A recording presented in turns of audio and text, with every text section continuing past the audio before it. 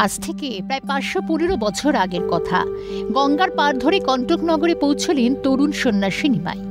ভাগীরথীর তীরে এক অশ্বত্থ গাছের নিচে মস্তক মুন্ডন করে কেশব ভারতীর কাছে দীক্ষা নেন। এরপর তাঁর নাম হয় শ্রী চৈতন্য মহাপ্রভু। এখানেই এক মাধবীলতা গাছের তলায় দীর্ঘক্ষণ বিশ্রাম করেছিলেন নিমাই। কণ্টকনগরের বর্তমান নাম কাটোয়া। এখন দাঁড়িয়ে আছি ইতিহাস প্রসিদ্ধ যে কাটোয়ার মাধাইতলা, যেখানে জগাই মাধাইয়ের পূর্ণ সমাধি হয়েছিল, সেইখানে আমি এখানে দাঁড়িয়ে আছি। এখানে 1000 বছর ধরে নাম সংকীর্তন হবে। এখানে বৈষ্ণব তীর্থ মাধাইতলা আশ্রম। এই আশ্রম প্রতিষ্ঠার পিছনে একটি কাহিনী রয়েছে।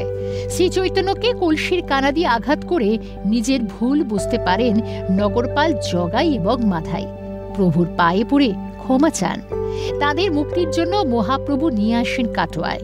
কাটোয়ায় সেই মাধবীলতা গাছের তলায় রাধাকৃষ্ণের মূর্তি প্রতিষ্ঠা করে হরিনাম সংকীর্তনের নির্দেশ দিয়েছিলেন জগাই মাধাইকে।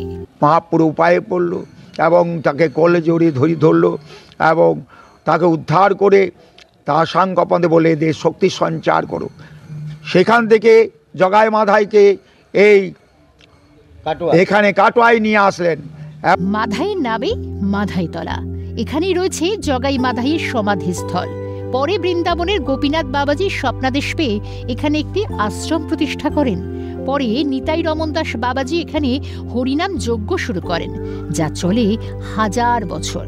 সেই থেকে আশ্রমে দিবারাত্রি হরিনাম সংকীর্তন হয়। প্রচুর মানুষ এখানে আসেন ভক্তি সাগরে অবগাহন করতে। কারণ এই স্থানটা আমার কাছে খুবই দর্শনীয় স্থান, এবং যেহেতু একটি বৈষ্ণব সিদ্ধপীঠ, শ্রী মাধাইয়ের এখানে সমাধি মন্দির, সেই জন্য আমি মাঝে মাঝে আসি।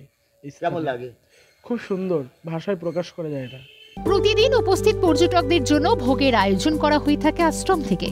বৈষ্ণব তীর্থক্ষেত্র এই মাধাইতলায় বইতে থাকে যেন ভক্তির সাগর। আপনি আমাদের আশ্রমে মোটামুটি 30-35 জন আছেন, আর আপনার বাইরের লোকজন 10, 20, 50, 100, 150 যখন যেদিন হয়, সব দিন সমান হয় না, তো প্রসাদ পায়। বৈষ্ণব সেবা থাকে, সেদিনও হয়।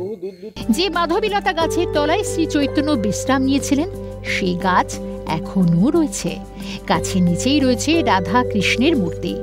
দেশ বিদেশ থেকে শুধু বৈষ্ণব ধর্মে মানুষ নন, নানান ধর্মের মানুষ আসেন শুধুমাত্র মনের শান্তির খোঁজে।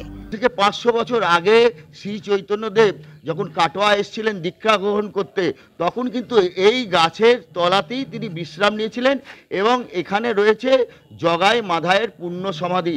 তাই প্রচুর মানুষ এখানে ভিড় জমায় এবং দেখতে আসে, শ্রদ্ধা জানায়।